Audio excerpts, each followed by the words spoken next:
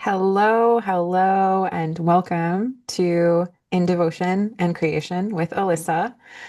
I feel so pleased to share that I have my first episode with two individuals, two very special women today. And if you've been listening to this podcast, you know that I had a conversation recently with Esha Faye, and I will take a moment to reintroduce her and introduce my other guest, Madison Holland. So I met both of these women through an online artist incubator called Resonance Chrysalis earlier this year, about March 2025. So Esha co-founded Resonance with Ruby Chase, beautiful singer-songwriter, multidimensional artist, DJ. And Esha works with Ruby as both her manager and creative support. She's also a multidisciplinary artist herself, singer-songwriter, music producer, multimedia visual creator, and she works as an artist manager, agent, and creative director, supporting musicians with touring, release strategy, and overall project development. Hi, Esha. You look so cool. Thank you. Oh, and then Madison Holland, lovely Madison Holland, who also looks so beautiful today, is a is a Los Angeles-based marketing and branding specialist and the marketing director for Ruby Chase's global artist incubator, Resonance Chrysalis. With over a decade of experience in digital strategy, storytelling, and creative direction, she has helped thousands of creators and entrepreneurs build magnetic, soul-aligned brands. Oh, I get chills just reading that. Madison is also the co-creator and executive producer of the top-rated sexuality podcast, Clit Talk, now known as the Pleasure Positive Podcast, which has reached listeners in more than 180 countries. Amazing.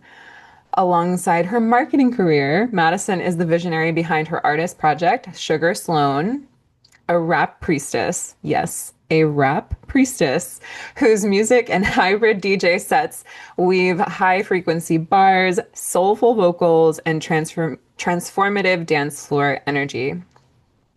So through Sugar Sloane, Madison channels a world of so yummy liberation, pleasure, and multidimensional creativity, inviting listeners into a sonic experience where empowerment, experience and experiment, because this is all an experiment, right? Where empowerment meets play. Whew, wow, just like so much, even just reading y'all's bios. It's a delight to be with you women. And yes, I know, Madison, you are LA based, and Esha, you're originally from Australia, and you both now find yourselves in Mexico together. Is that right? Sayulita in Mexico. Yeah, we are. I grew up going here as a kid. I learned how to surf here when I was like 10 years old. That was Wow. the first time I came here. So cool that she was here. And yeah, our sisterhood and our friendship that blossomed out of collaborating and working together inside of the Resonance Chrysalis has just forged a bond. We realized we like to be in close quarters. We camped together at a couple of festivals that we worked at last year together, or this year, just several months ago at this point. And now we find ourselves here, and she invited me to come, and we've been working on music together. We've been collaborating. We've been like collaborating on all fronts, really. And I got to be here with her and her beloved partner, who's an incredible producer as well. And we're just here in the sauce, like making making beats together. And it's been so magical, such a chosen timeline. I feel so grateful to be here. And our time is coming to a close. So tomorrow's our last day together. So it's really cool to be here and reflect. We're both like on our bleed on the same day. We got our bleed the same day, like and as true sisters would. Oh, yes, totally get it. Honestly, nothing turns me on more than my sisterhood friendships and being able to weave our magic together. It's one of my Oh, greatest pleasures.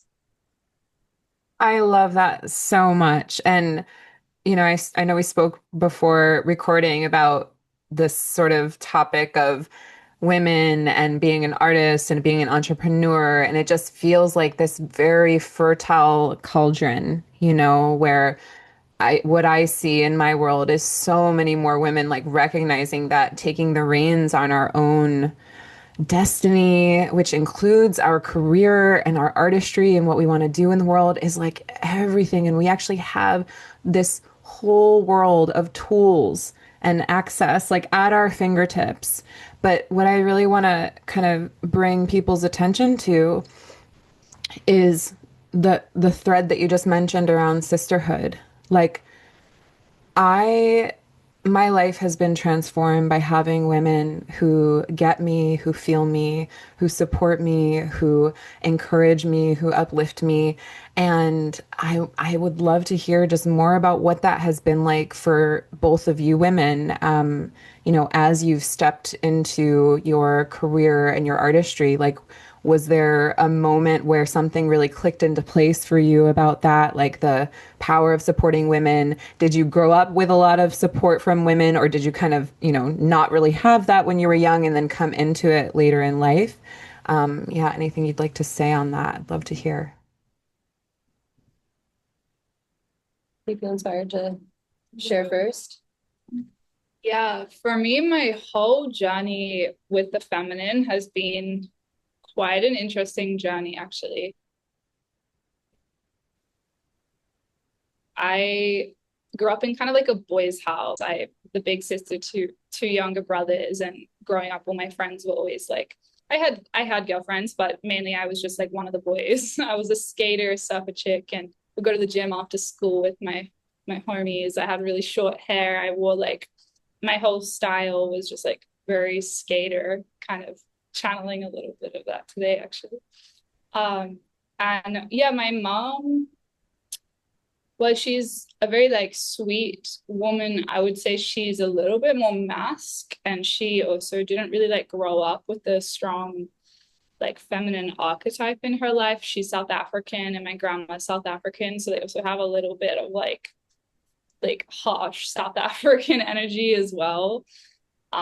So yeah, it wasn't until I was like 16 or 17 and I moved to the States that I had like a literal reclamation of my feminine.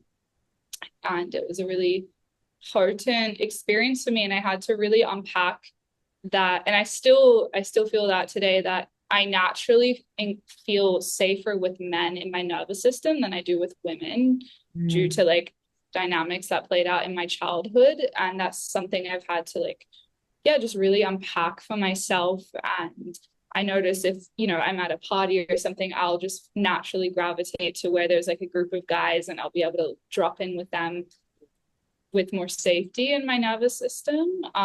But yeah, that's definitely something I've moved mountains within myself. And now I find myself surrounded with so many beautiful sisters that I feel are really safe people and really in their integrity and, you know, healthy communication styles, which is very important for me.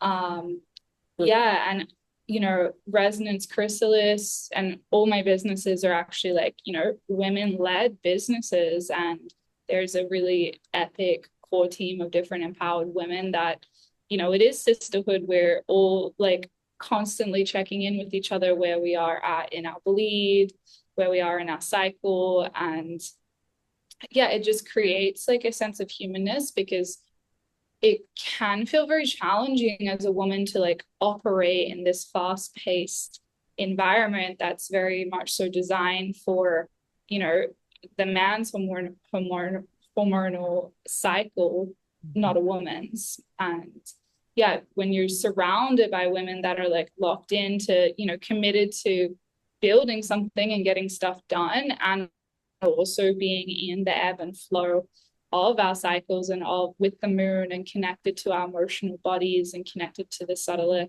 energetic realms, it actually creates more space to create, because then you're going with the flow of your own life force versus constantly burning out and being in fatigue and not listening to your boundaries. So Mm. yeah, that's a little opening into my journey with connecting with sisterhood. And yeah, I think it's something that a lot of people really crave. So I'd love to pass it to you. When you were speaking for a moment, I had literal deja vu. I was like, oh, we've done this. This happened. Like, oh my God. I was just like, contain yourself, sugar. You can speak in a moment.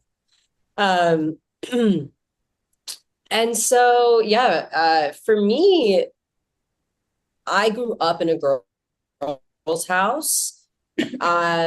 My dad was not so present, and then when I was 11, my mom and dad broke up, and he moved out of the house. He did.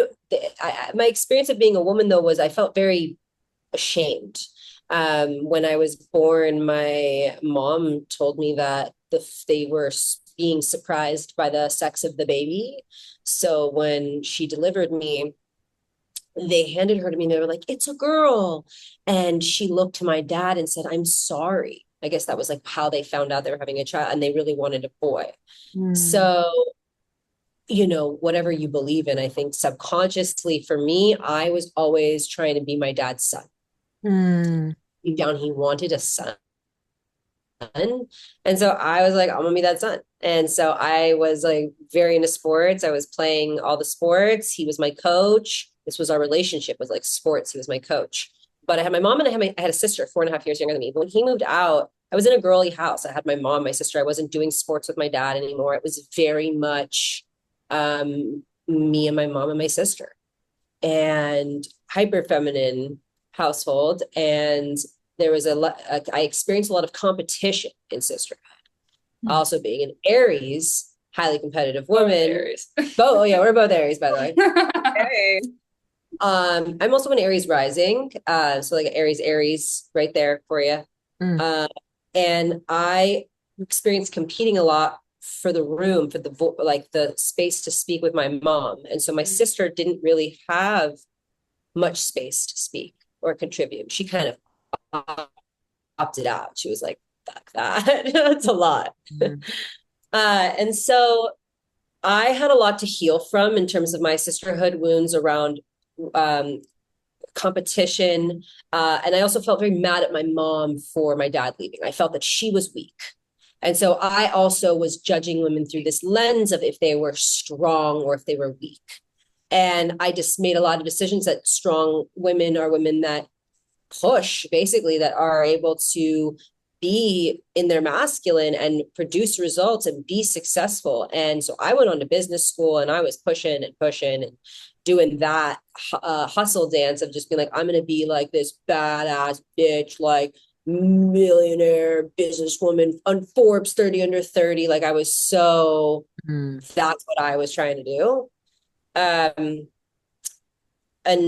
as I went on my journey, I experienced like some sexual assault and some really intense things in college that had me like really have to check my mental health and get really good with my body. And that kind of led me down a path of healing. Was when I started my healing and started to release shame from my yoni and from all these experiences that I had. And those experiences brought up a lot of like trauma, a lot of jealousy with other women. I experienced not really with in dating culture, like I always kind of felt like like in competition with other women and feeling like women would stab my back, and I had women cheat on, like hook up with my boyfriend. So I was like cheated on, and I had a lot of like, can I trust women in my field? And it's wild because of like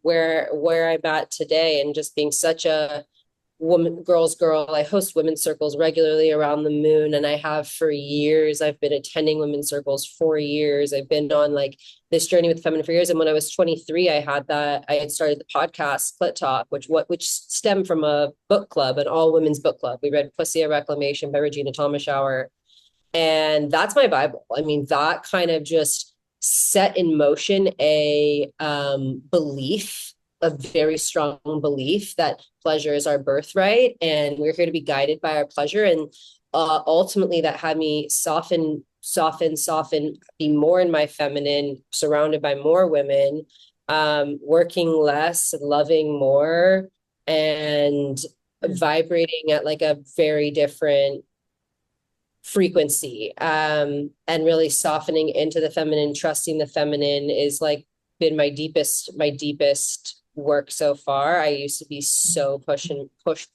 my masculine, and yeah, I was very, made me very ill. I mean, I could go on and on, but there was enough of an impact to be like, wow, I choose otherwise. And I do believe it's a choice, like our how we want to navigate life and see life and do life, and who we want to be in this life. And I'm very much who I be in this world as someone who's a safe space for all women. I mean, all people, and like my girls and my girls, like I feel like I'm here for the girls. And I'm so committed to being surrounded by women who also are holding that flame, who are committed to being safe spaces for women. And that is, what does that mean to me, is welcoming all of oneself, allowing women to be all of themselves, a Yes. place where women can literally be and feel all that they need to feel, not some conditional, like performative. And you mentioned in my bio, I'm born and raised in LA. And I do feel like, coming from that hub, I have seen so much performative bullshit that I can like smell it from across the room and have some really fun bits about it with my friends that we joke about when we prance around at music festivals, but yeah, there's like, there's a sort of truth that I think Esha and I both share, which is why we're here together, why we're here in Mexico, and why we chose this. When she invited me, like, it was a duh, of course. And even my husband, who I've been with my partner for 11 years and married for 8 years, and he's a huge support of like what I'm up to and me being a part, like with women. He's like such an example of like how to support women in being with their women and following their pleasure. But it was just a no-brainer. It was just like complete turn on, like, oh, and I think that's my core belief, is like we should follow our turn on. Yeah. And honor our commitments. It's important to honor our commitments, like have integrity. Like, don't just like fuck around and find out. Like, also, what are we responsible for, right? Hmm. Manage commitments, but like follow that joy. Like, that is our birthright. Like, that's it. Yeah. Oh my gosh. Yes, yes, yes to so much of this. And what I'm hearing and what you're sharing is something that I've had to encounter in myself is, you know, first of all, for women to get in touch with their pleasure, like, and what actually sparks joy within them, right? And I think for a lot of women, we can get very excited about that path, that when that field becomes activated of like what turns us on, right? And then for me, it's like, and for so many women, the sort of next level of initiation is bringing containment insofar as how do I want to channel all this now that I've actually located all this pleasure and like joy and what excites me and turns me on. Such an important journey. And then how do I channel this in the world? Like, how do I, connect with other people in a way that is going to be generative and is going to like be of service, right? And so it's what I'm hearing and what you're sharing is like this, you know, it's like, as opposed to coming from, well, what is the right way to go about life, right? And this sort of structured way of like going to college and getting a degree and getting a job, for the source of what we create in the world to be us, like our body, our gnosis, our pleasure, our turn on, and then to add, and then to bring in like the structure and like the, okay, what am I going to do with this? So oh gosh, I would love to hear, yeah, I know that there are women who listen to this, men who listen to this podcast who are the kind of men that you speak to, right? Who really support women out in the world, like being fully expressed, being like in their joy and in their pleasure. And then there's women who I know listen to this podcast who are in so many different places in their creativity, right? Some who are just exploring it for their own personal joy and sort of self-discovery, and then women who are wanting to be more out there and visible in their artistry, and then women who are also in have a sense of like who they are as an artist, but maybe want to bring more of an entrepreneurial element, right? Women who have jobs to make money, but then have their artistry that they're sort of feeding on the side and want to make their artistry, more of their full-time work in the world. So I would love to know from either or both of you what what is like a piece of what that journey has looked like for you in taking the thing that you find so joyful and pleasurable about what you're here to create and having it be either just more visible in the world or like having it be something that actually feeds you and is like part of your livelihood. Yeah, we were actually talking about this the other day about how, like, bringing it back to turn on.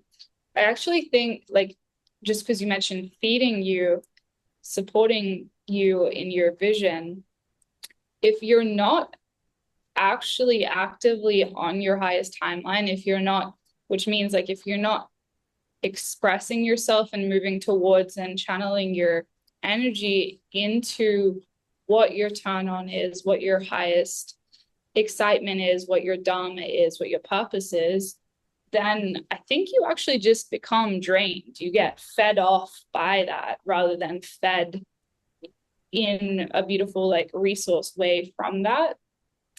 Practically speaking, there's many different funnels and routes to, channel whatever it is that you're interested in into the world. But what's coming here for me is just trust. I think it comes back to a deep listening and a deep trust that the path is unfolding for you. And as long as you have the continuous prayer to realign to that and to allow to step out of your own way and just kind of like, for some people, that could be a massive lifestyle shift, which I'm sure you'll share on in a moment for your own journey with this. For which is an example for sugar. For me, I was more just kind of like born into the freedom of expression through my family culture and through just having like a really strong will and big attitude. Since I was very young, no one could tell me what to do. I always knew what I was doing.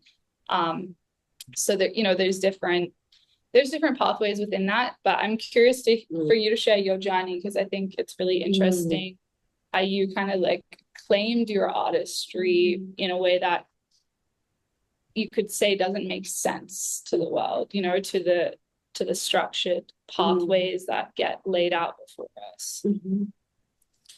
Yeah, thank you. I love this conversation because it's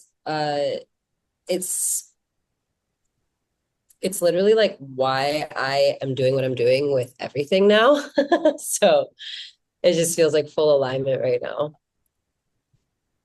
When I was in my career, early on, I was doing everything that I could to hustle and make money, as I mentioned earlier. I was trying to be what I thought was my highest version of myself from my mind's eye, from what everyone thought for me. And I think this is the tricky thing, is that people go on to create goals for themselves. But I just like this whole thing about like, once people reach these goals, they're like, wait, whose version of my life am I living? And then realizing they didn't want to do this. They didn't actually want to maybe be a doctor. And I was like, kind of going down the path of being like a business lawyer. Like that's what I was headed towards based on like my schooling and where my degree would lead me next. When I graduated college, my professor was basically begging me to give me letters of recommendations to the universities that he used to teach at and that he graduated from. And I was just like, something told me to like take some time off of school and be in my own flow. And so part of my expression was creating my own agency, being freelance, having all these different clients. Like I just like made my career happen for myself. And it came at a huge cost of like basically getting so far down a timeline. Like, I remember being 20 and thinking I want to be a pop star when I fell in love. Of course, the falling in love always brings forward the muse, I think. And the my husband, and that was around like my now husband, I was around 20 years old, and I remember thinking I wanted to be a pop star, but I pushed it down. I was still in this like I was not aware of what I really wanted to do. And 3 years later, I started the podcast and read Pussy and Reclamation, started the pod. 3 years later, I read Pussy and Reclamation and started the podcast. And that was my first outlet of, I felt like artistic expression, was being a podcast co-host, co-founder. I did all the branding and marketing with my team of women. It was 9 of us women. It was such a self-expression. It was a vehicle of transformation for myself. It created so much fulfillment. And part of what I did in college, because I did have a very, I came from that system where you like go to the best college you can go to. And that's where I had some sexual assault experiences. So I ended up transferring and leaving and moving back to LA and California, which was, I grew up in a town where it was like, there was a right answer to when you were asked where you went to college. Like I grew up in that kind of a script of like that American culture of like, what college are you going to? And there's a right answer.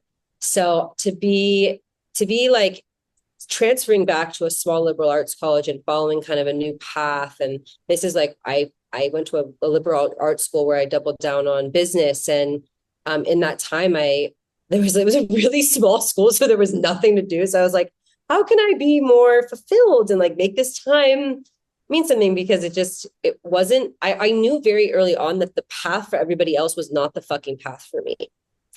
And it was starting to expose its way, like itself to me in this time in college. And so I went down this self-development path that led me to become a communication coach. I spent like 5 years basically becoming like a master Jedi in communication.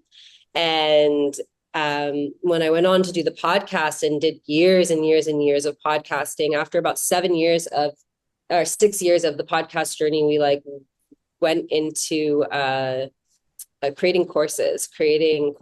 All of the women that I did the show with, we met in this communication coaching program. And these women are some of my best friends today and still. And we went down that road together for many years. And I remember starting to break away from what felt like the matrix, the normal path, the conventional path, with launching that as a business with these ladies and having like more of what felt like my expression in the world, realized through my own creation with this business. I didn't realize that it wasn't fully that though.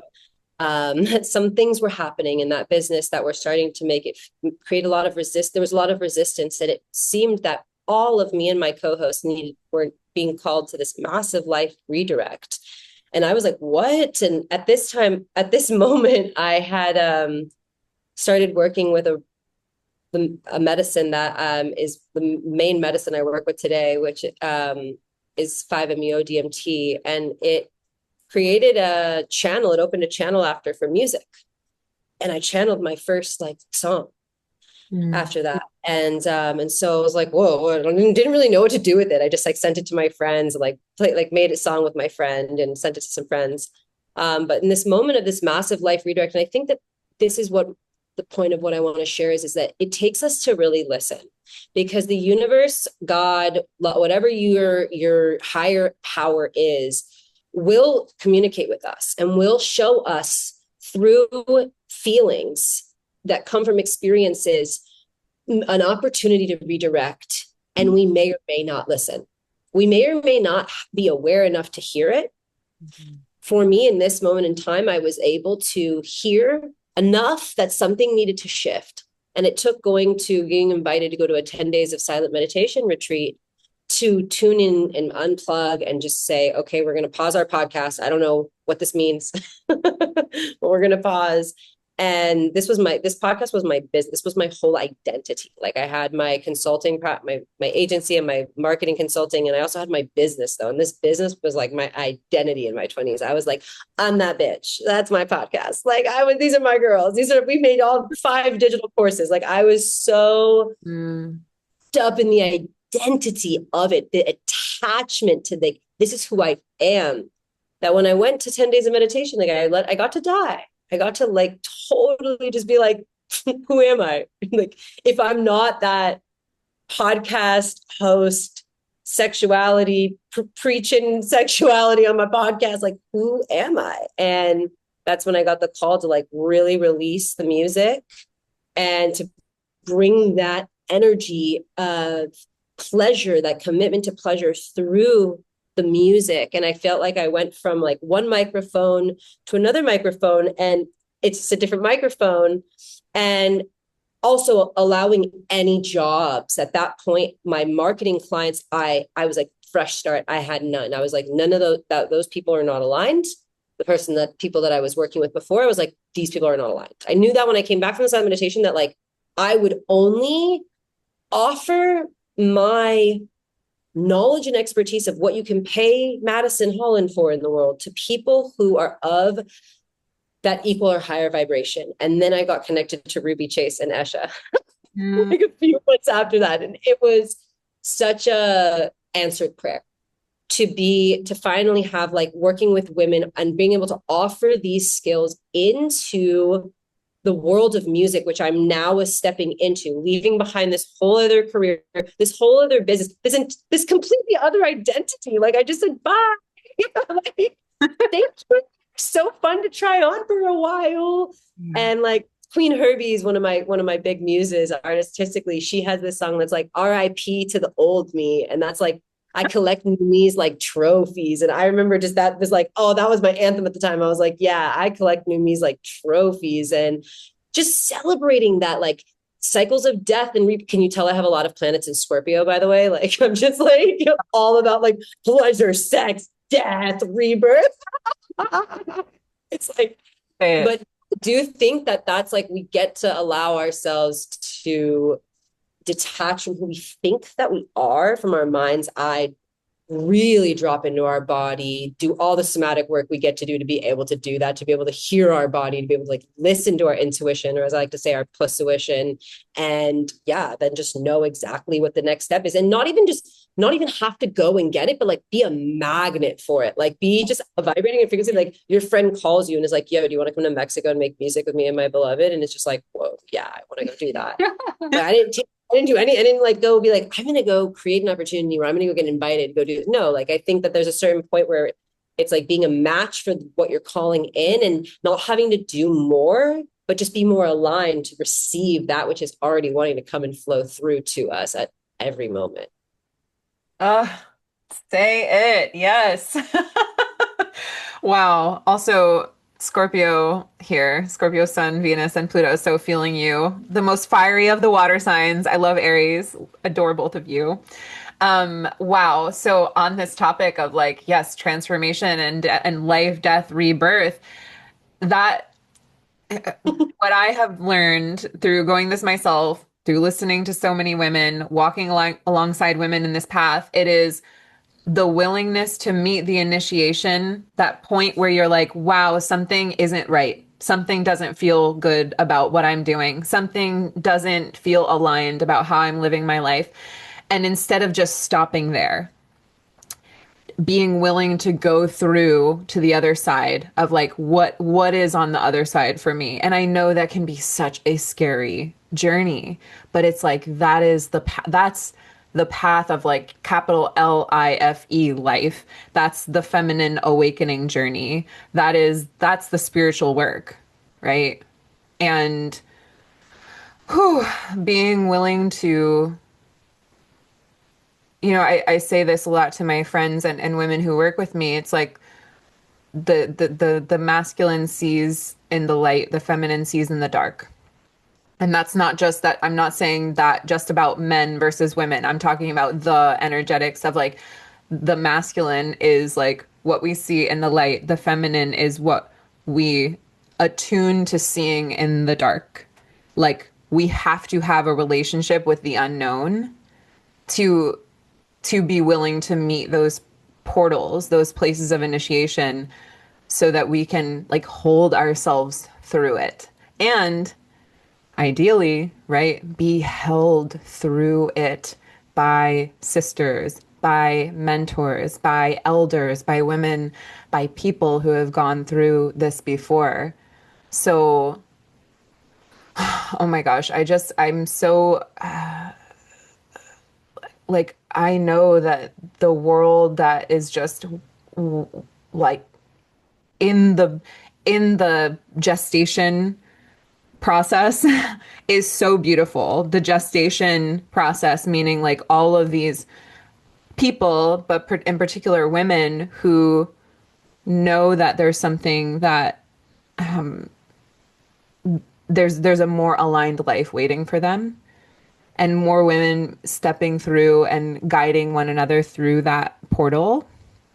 Like there's a whole new world for all of us on the other side of that.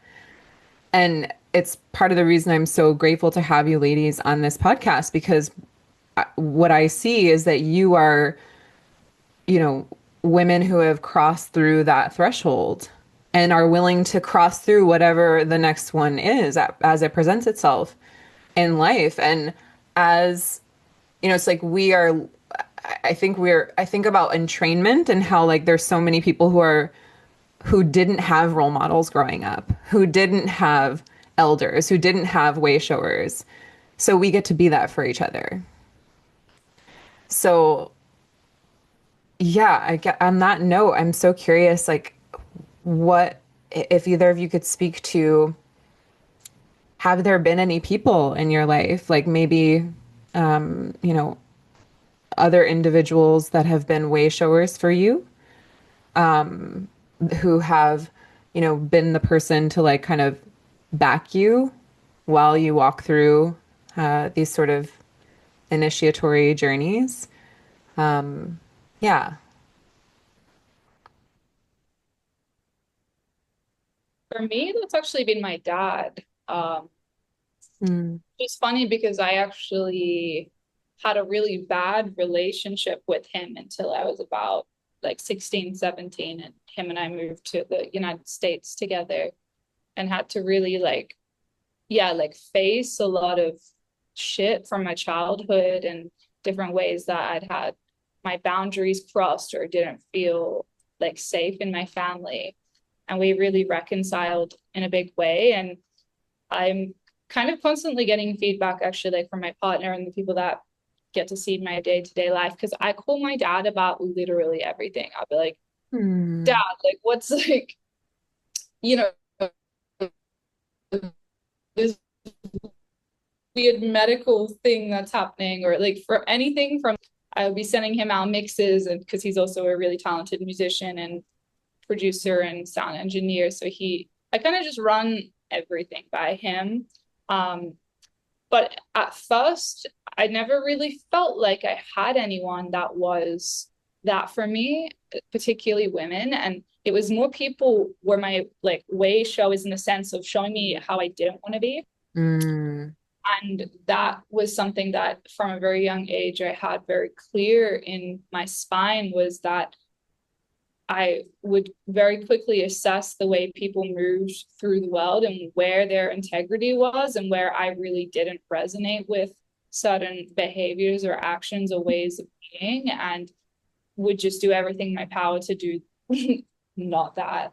Mm. So, you know, I think obviously it's like such a beautiful blessing to have mentorship. And oftentimes, what our greatest teachers are like, you know, like it's like a spoonful of medicine. It's the things that initiate us through challenge and through discomfort that is what guides us in finding our pleasure. It's like you need to know what you don't like to know what you do like, sort of Mhm. thing. But I do remember feeling when I was younger, like where are like talking about pop culture and the music scene, like I've never really enjoyed pop music. And I used to just be like, where are the cool people that are coming up and like, talking about being aware of themselves and loving themselves and caring about each other and caring about the earth, not just like drugs, money, hoes. Mm-hmm. My heart's broken again. Like I never ever resonated with that stuff. Like I remember my grandma actually got me a Justin Bieber CD and I like for Christmas and a Barbie doll. And I ripped the head off the Barbie doll and snapped the CD in half. I was like, fuck the patriarchy. Oh. um so yeah.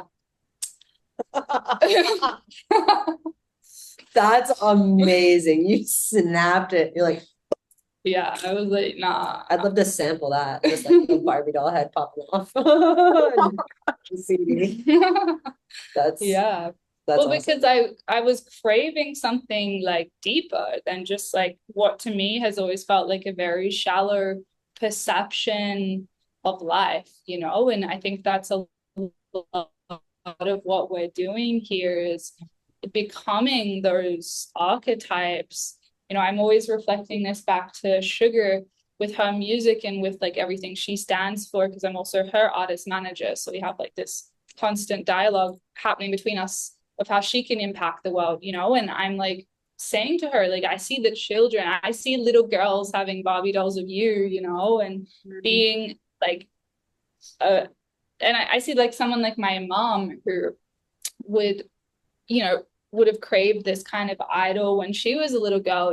She, Mm. even the fact that she's not as connected to her feminine is because she just didn't have any safe examples of what the feminine can look like, or only these more intense, like dominating, overpowering, passive aggressive examples. And so then the feminine just gets completely cut off because there's nothing there that feels like a safe landing pad, which the feminine ultimately is, to rest in your vulnerability and into your softness. So yeah, I think just to circle back to your question, it's like, how can we, and I think that's what we're all doing here, is like, how can we become that mentor, even just to impact one little girl? How can we meet the children, the future generations, the future leaders of this planet with love in our eyes and open hearts and open minds, without, shoving intense conditioning down their throats? Because I think that's a lot of what we're doing here, is like, so what we're talking about last night is like, we're all ultimately unpacking and unraveling from the conditioning that we are somehow not worthy of love, Yeah. at the core of kind of what everyone is journeying through on the planet. It all comes back to the theme of how deep can we open ourselves to receiving and trusting in love? And that could also be receiving and trusting in God or the universe, but ultimately the energy of this unconditional love, which is feminine, it's that, and masculine, it's the mother father embrace of, Yeah. no matter what you do, no matter how you express yourself, you are, a child of God, you are a child of universe perceived through the eyes of love. Mm. Oh, yes. Wow. Love. This is like my favorite part. This is like the because it's like our perception of what love is so distorted based on how we are raised in our experience of love. We make it mean all sorts of things. It's an attachment. That is how it like presents itself in most situations. Yeah, and that love gets externalized because of that attachment. And so, one of my like wayfinders, I would like to answer this a little differently, has been 5-MeO DMT and sitting with that medicine quite frequently. Microdosing it as well, just like that doing that frequently. And just really being able to feel whatever is not felt. I think that is our biggest access, is going into feeling and really feeling that all the way through and loving all of that, like loving even this sticky, icky, gooey, gross, that we don't, loving all of it. Yeah. And I think that we can sort our a lot out within ourselves with that. And so yeah, 5-MeO DMT has been a big like way shower for me. Mm. Um, it actually even got me connected to wanting to work with sound healing instruments, which I do in all the Mm. ceremonies that I facilitated, and it just yeah, caring about energy and being able to really tune into energy. Um, Hmm. so yeah, the medicine of unconditional love is like can be kind of brutal. I just want to like add that in. Because it's Hmm. also honesty. Exactly. It's an unconditional conditional honesty with yourself. It's a Yeah. vulnerability. Like actually, even last night, Hmm. I like was just in my experience of my own contractions, and I was kind of like stuck in this loop with it.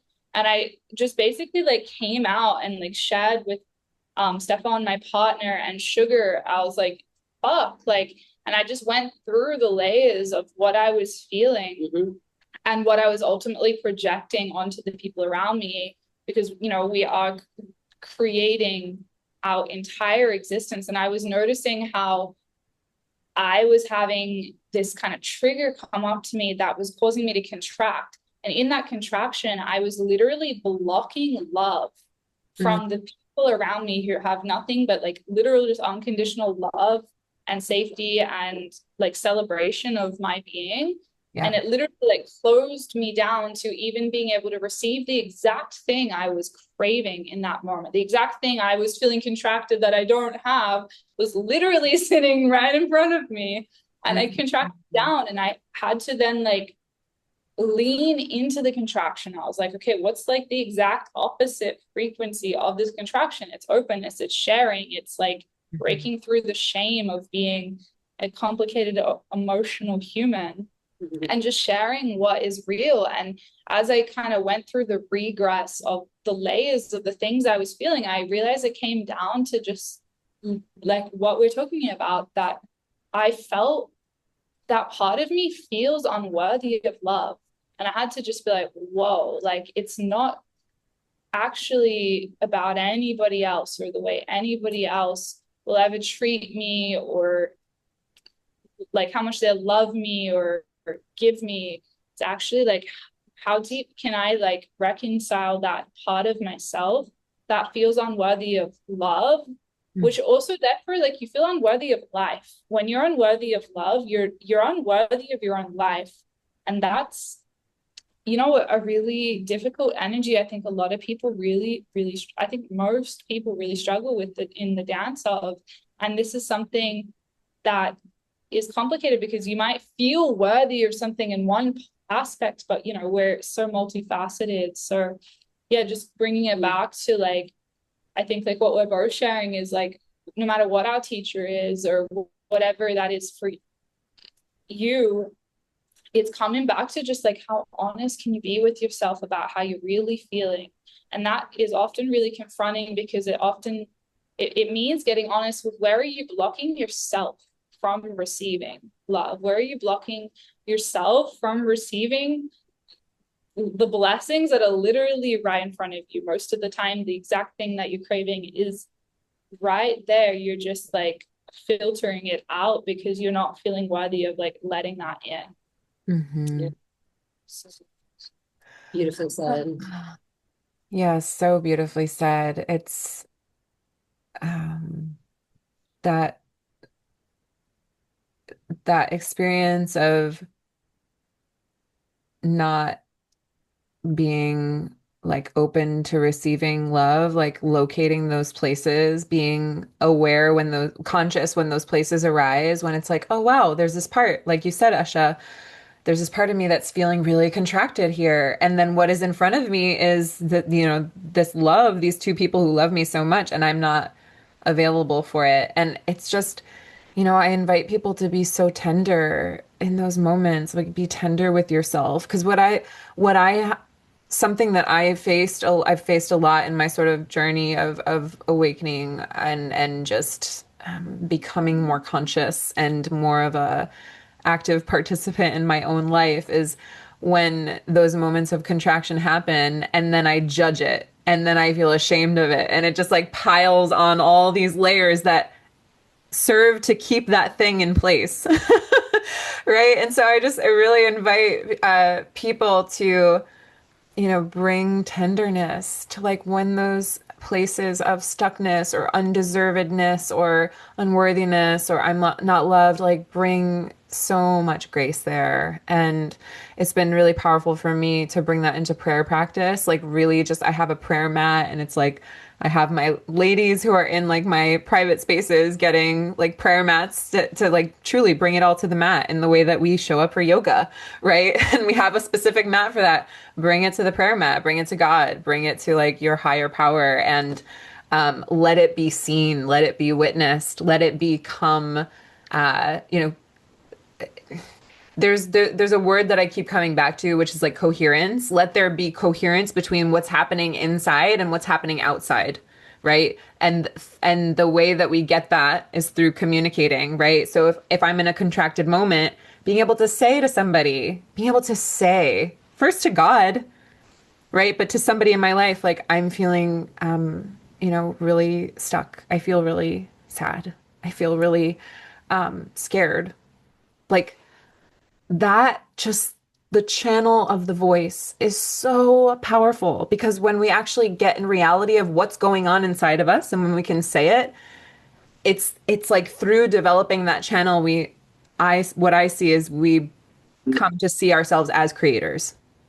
We come to get real with what's on inside of us and then how it impacts the world around us, right?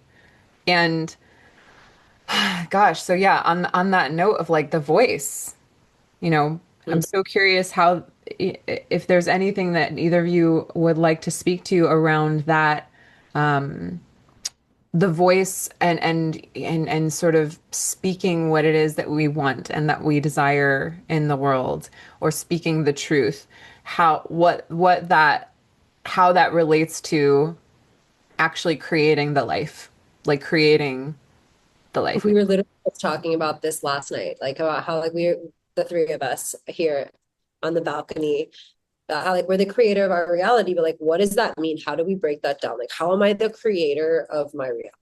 And I think a lot of people hear this and they're like they know it or they've heard it, but creating a relationship with it. Okay, so like for me, how I understand that is that it actually starts with what we're thinking. What we're thinking creates a feeling. That feeling creates an emotional charge that expresses to the universe. Boom, that's the magnet, the emotion. Hmm. That emotion, though, then creates an action, usually through words. And the second we express that word, it becomes like, and then so it is, right? Word Hmm. creates. But the word, what creates the word is the thought and the feeling that comes from the thought, because every thought evokes a feeling. So I think it's becoming a Jedi of our mind and what we're thinking about, because what we're thinking about creates our we really what it is what we're thinking about creates our reality. So it is our thought that creates And our what reality. we're charged on, because that's what I really felt last night. I was in this like contracted experience, and then I literally had like my man like holding me from behind physically, and Madison was like, holding my heart and my feet and like Hmm. spraying me with rose oil and just loving on me. And I was just like in that moment, like physically so held in that vulnerability I was feeling. And I was just really noticing the power of impact in the way that impact is it creates these strong emotional charges that ultimately lead to like these thought patterns and these somatic like expressions in our body. And I was feeling, because I had something kind of like painful happen a few weeks ago, which is what was coming up for me. And it was just one moment that was, challenging and painful and hurtful for me. But that moment created such an impact that it literally has been painting over the beautiful positive, supportive, loving things in my life. It's been like essentially tainting my lens. I've been in a state of contraction that I have been like literally blocking out the all the things that I'm feeling like sad that weren't there for me in that moment. And I felt that last night when I had like these beautiful people just holding space for me. I was like, how can I let the love that I'm receiving, the support I'm receiving right now, have such a deep impact in my life? Because I think most of us are guilty that, like, I think it's just like a human hard wiring in the brain to focus on the negative shit that happens in life and let that be, the thing that takes over and that impacts us and gives us trauma and like literally like shapes the way that we move through the world. But how can we actually let the beauty, the love, the support impact us when someone, goes out of their way to hold space for us? How can we really, really let that sink in all the way and be such an impact that literally ripples an energy current through your whole like life ahead, Mm. rather than it just being this, okay, I got this painful experience happened to me and now that forever is like shaped me in a negative way. Like Mm. that's why I do that. Like that's what I had like an epiphany last night. I was like, why Mhm. do we do this? It makes no sense. And because ultimately that's like it's these emotional charges I feel that is what's like creating these like loops that we can get stuck inside. And how can we neutralize the charge? How can we just like through the lens? I think that's what unconditional love is at the end of the day. It's neutralization Mm. of Mm. what we perceive to be negative positive as well.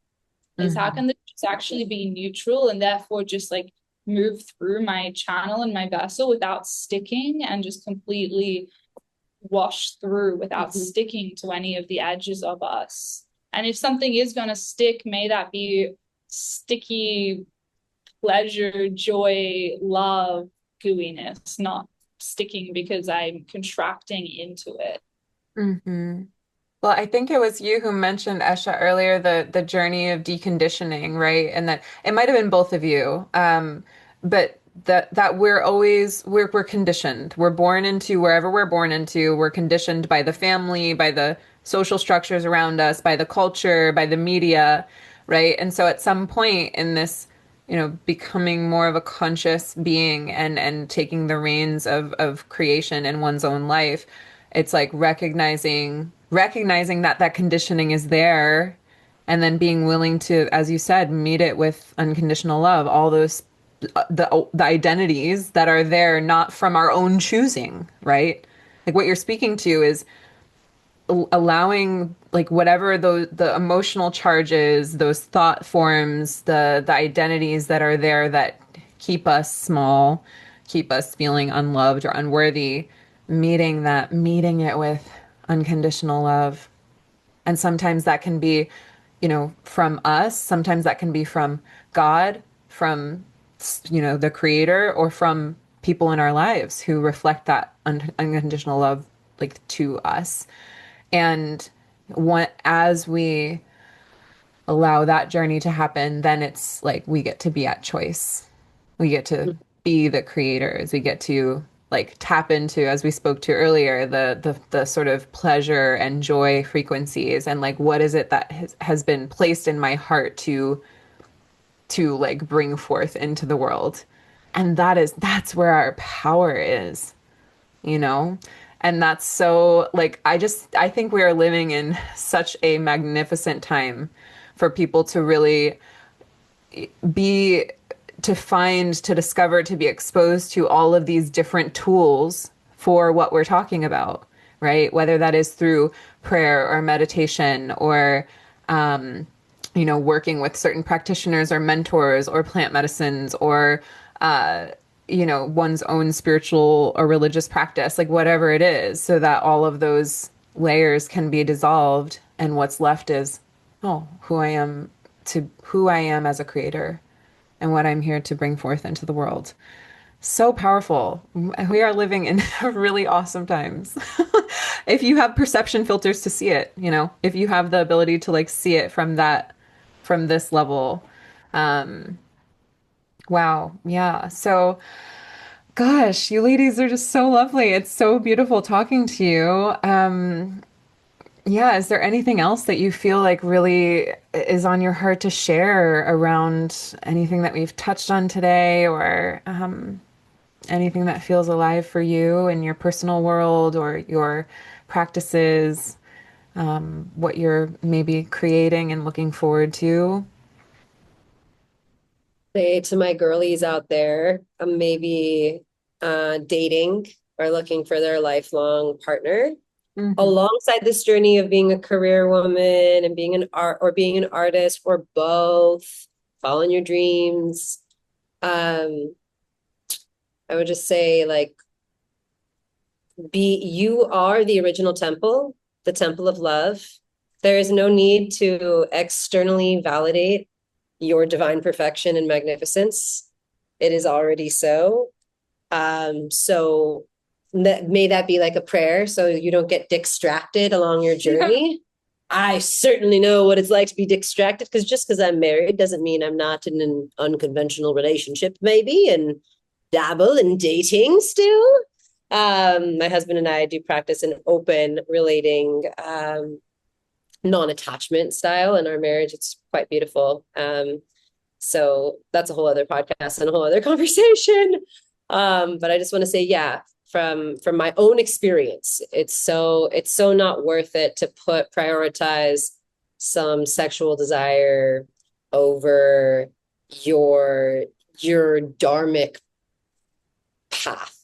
Um, if it's a matter of desire and commitment, always choose commitment first. Otherwise, we're just indulging in instant gratification, which is the sinful side of pleasure that they talk about. Like, don't want things because that's what humans do then when like we start to just like prioritize that desire over our own integrity. So I just want to say that's a fine balance. And that is a matter of our integrity to like hone in on the balance of right following our joy and all and right fulfilling our desires and also doing so in a way that leaves everybody empowered and taken care of. Hmm. Yeah, I hear you on that. Like being, for me, it's been this conversation of what do I value, right? And then when I'm clear on what my values are, what my, as you said, commitments are, then my desire gets to come online and play inside of that value system. And that is like such a sweet spot. And I love that you brought this up around, relationship with beloved, or in particular for us, like with our men. I am as my as mentors say, not single, a lady in waiting. But yes, like I feel so grateful that I have gone on this journey of getting so deeply in touch with and like finding the eros, the like life force in what it is that I'm here to deliver unto the world, and like how powerful the partnership for me will be because I already have that. Like, that is not to say that people, some people meet young or whenever they meet, and then they have their partnership, and inside of that solid, container, then they go forth and like really discover their dharma. But I love that you presence this because I think that women can get so it's in our nature. It's part of our like survival brain, right? Like we feel the protection of a man and like the covering and the provision of a man. It's like, oh, like of course women feel able to like blossom inside of that. But that to not get so caught up on like the desire, the like need for like partnership or for like sex or for to actually like bring that energy into the body and into our own creations in the world. And That's that right. is like it's so hot. It's like it's so funny how for me Yeah, like it is. it's so hot, and it's so hot for the men and for like our like the people who are interested in us. It's like then you're not forcing your magnetism. You actually are magnetic because you're rooted in yourself as a creator and as a woman. That is so beautiful. That's so sexy, So I love that you presence that. Thank you. being detached to desire. It's an art form. It's a fine line. We are here to like go through the human experience, and part of that is like coming up against attachments. Like the second we like something, we get attached to it, right? So it's just bringing that awareness. It's not that we're not going to get attachments. It's just that awareness. Awareness is such like our that awareness is like, Mm-hmm. yeah, being willing is everything. We get to be so willing. Yeah. I think that is like the key ingredient to all of this. Because even in this conversation we're talking about, if someone is going like in a job situation and they're like, gosh, I need to make a major career change to like be in alignment with my, that could bring up a lot for them. So just to come at this with just like so much love and understanding, and the key thing, no matter where someone's at, wherever you're at, all of you listening, like it is approaching the journey with willingness. Mm-hmm. Um, and one of my favorite coaches said to me, "How good are you willing to have it?" Oh. Oh, it's like fuck, even in the thickest of the resistance, like how good are you willing to have it? Mm-hmm. Then yeah, that if we have resentments, if we're noticing we're starting to have resentments come up, that really, the same coach said that I'm like, one of my things I live by is that expectations are just resentments under construction. So if we have expectations for our own life path or within relationships and they're not expressed and not communicated, basically those are just under construction to become resentments one day. Mm. So just really allowing ourselves to check in, like, do I have some sort of unspoken expectation about my life? Mm. Fucking me up a little bit. That's where it really comes back to the honesty. We have to be willing to, like, it's the awareness. Awareness is like honesty with yourself. It's being honest with even where your desires or attachments are coming from inside of you, why you even want something in the first place. Because sometimes when you uncover that, it's like you're like, damn, I can see that is not healthy. Well, and sometimes we then attach to our trauma and we decide we're right though. But I'm right. No one loves me. I'm right though. I can't get out of this job. So the other thing too, and this is another like just live by, and I want to leave everyone this is like, are you willing to give up the right, even if you're right? Mm. Be willing to also give up the need to be right. Yeah, yeah. Because often then we're just like proving ourselves right in the reality that we don't want, because we hold beliefs, well, I'm unworthy of love, and then you're subconsciously trying to prove yourself right constantly by manifesting that situation for yourself. Yeah, it's like really letting go of like not measuring it through right or wrong. Yeah. Not letting that be a metric that you look like a lens to look through and assess and evaluate. Mm-hmm. So yeah. Yeah, I love one of my favorite things to ask people when I meet people out in the wild and we're just in conversation is what's your big dream? And the amount of times I've asked that and I just watch people's brains break because like they either haven't thought about it or they have something that's like tucked away way back there that they really want to do, but it's so far from their conscious mind that like being asked is like going to get something out of like the back of the cupboard that, has been put up. But it's like this precious thing, this precious treasure, And then I love bringing it forth. Like, what is your big dream? What's the thing that you're here to give to the world and how are you here to serve, And so, gosh, I mean, the world needs it. Like on, on one level, there's a lot of chaos and a lot of like horrible things happening, right? Like yes, and that is, let's not deny that. But there is also so much more good happening. There's so much more good happening. Just go outside. Most of you, if you're listening to this podcast, if you go outside, you will see people just living their lives. That's it. Just living their lives, to some degree of consciousness or not. But like, we're really blessed to be generally safe and like have our survival needs taken care of, right?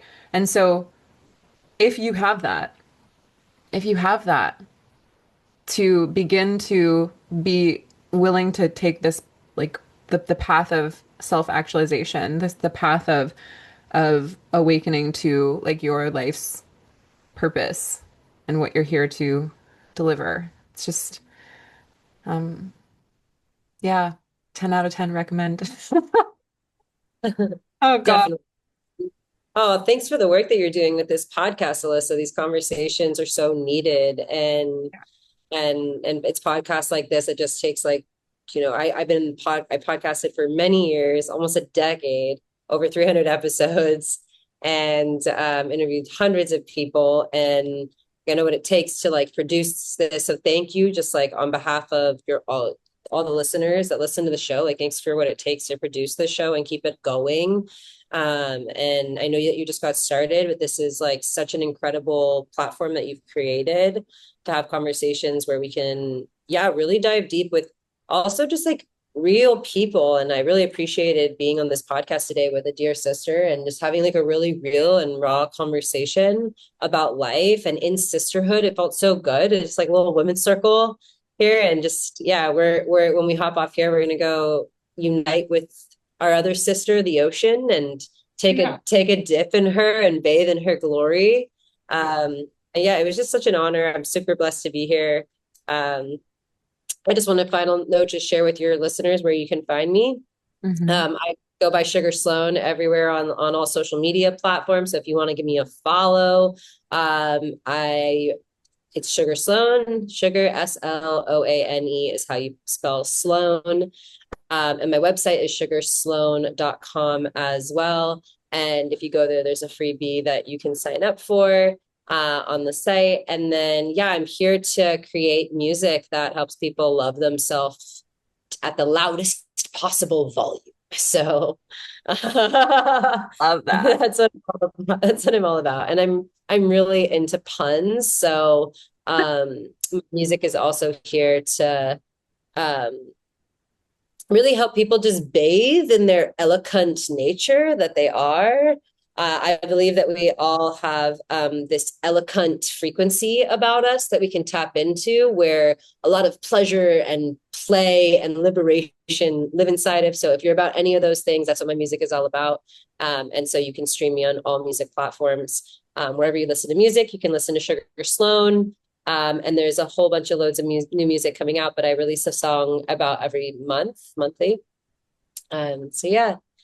And Resonance Chrysalis is also the container that we are both a part of. So we'll give you some more information on that.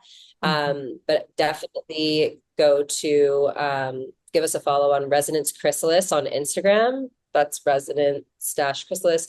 And if you are wanting to take your artistry and you want to, you're up to what me and Esha are up to, and Alyssa, and sharing your music with the world, you can sign up for, we have a free 5-day course. Just go to getonfestivalstages.com and then you can access um, the free the